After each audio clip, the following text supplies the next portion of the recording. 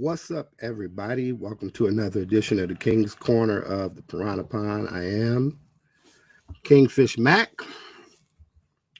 joining you on an early morning edition, uh, Monday morning. Hope everybody out there is doing well. Enjoyed your Veterans Day weekend. Shout out to all my street soldiers, all my street veterans. We don't never get no props on Veteran Day, but we've been out here fighting a war for 50 years. What has been happening? Over the weekend, Saturday night, Dave Chappelle did Saturday Night Live on NBC, long-running comedy sketch show. Last 10, 15 years kind of been in the toilet, but a lot of very prominent comedians have come through that Saturday night door. It seems like every time Dave Chappelle goes on anything and says anything, causes a lot of backlash. You had some backlash from the writer's block, Saturday Night Live. Prior to the show, a couple of writers had decided that they wanted to boycott the show because Dave was going to be on it. In my opinion, the asses would have been fired on the spot, but who the hell am I? More importantly, though, the show did go off without a hitch. It's a pretty good show from my experience. And as expected, there was quite a bit of backlash and fallout Sunday morning or late Saturday night about the show and about the monologue in particular. Why is it that anytime that you start out a complaint, not a sentence, but a complaint about whatever might be real in your life, and you started out with the Jews, why is it that that's offensive? I think that's offensive because you basically putting all the Jewish people into one basket. You're saying that a particular thing has been done to me, as in Kanye's scenario. A particular thing has been done to me. It's been done to me by this specific person who happens to be a member of this bigger group. And the bigger group takes that as an indictment on the group itself and not as an indictment on a particular person. We have to be able to make those distinctions, but it seems as though when it comes down to particular groups of people, you can't make those distinctions. To be talking about one is to be talking about the whole. And I think that kind of diminishes our ability to have meaningful conversation and communication that moves us along, towards a better place of understanding. But let's keep going.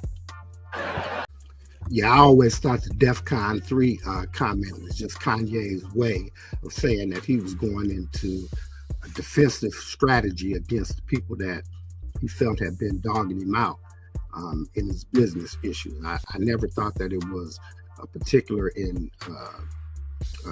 declaration of war against every particular Jewish person on the face of the planet. I just thought that was some bullshit. But let's keep going. Which is a trip in itself, not the Nazi part, but the fact that Adidas dropped him again. I think I said it in another vlog where I think that Kanye, that was all part of his strategy. It might have blown up in his face a little bit. Probably not to the extent that we think, because again, we're not on that financial status, but in terms of that kind of money, I don't think that he expected it to have such a detrimental financial effect.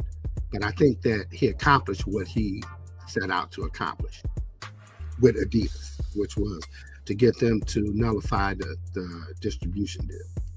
Now, let's stop right there, because I think that right there was the statement, the original statement that got the Anti-Defamation League and whoever else, Jewish proponents, kind of hot at them, to where we have, all these different letters and shit that's been written early this morning or whatever, right? It goes back to exactly what I was saying, right? Like, if you have a particular person who is committing atrocities against you, what you consider to be atrocities, maybe the rest of the world doesn't think so, but if you have a particular person and that particular set of people, and that 3 or 4 people all share some commonality, that commonality being that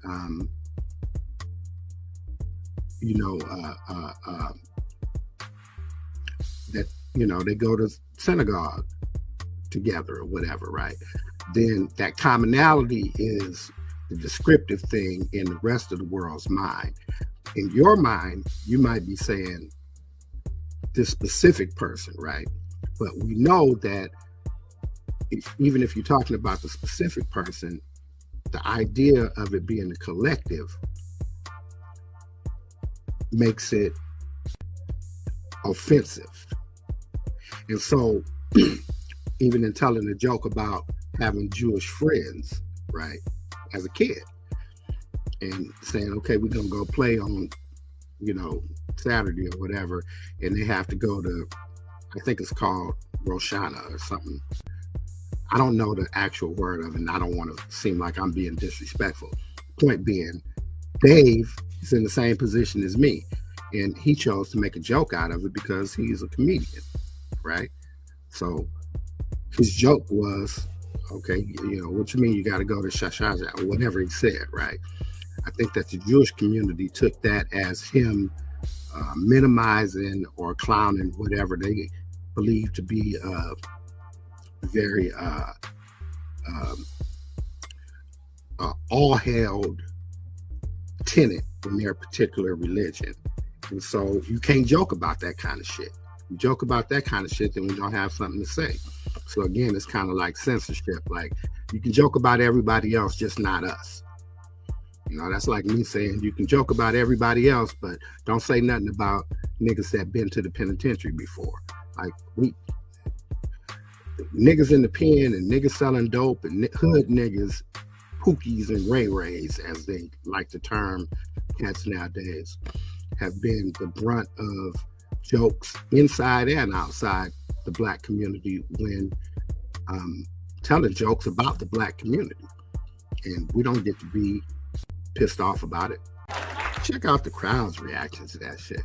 The man tells a joke that is rooted in truth and, some shaking my head type of shit, right?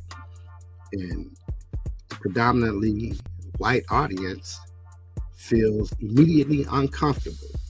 Why is that? Why is it when you say, I know that the Jewish people have been through some atrocities, some tragic shit, but you can't blame that on Black people, you don't get no response. It's as though you want to blame it on Black people.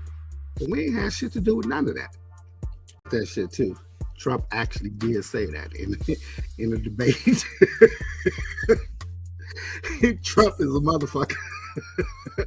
Trump told Hillary said something about this nigga not paying his taxes. That motherfucker said, yeah, because I'm smart.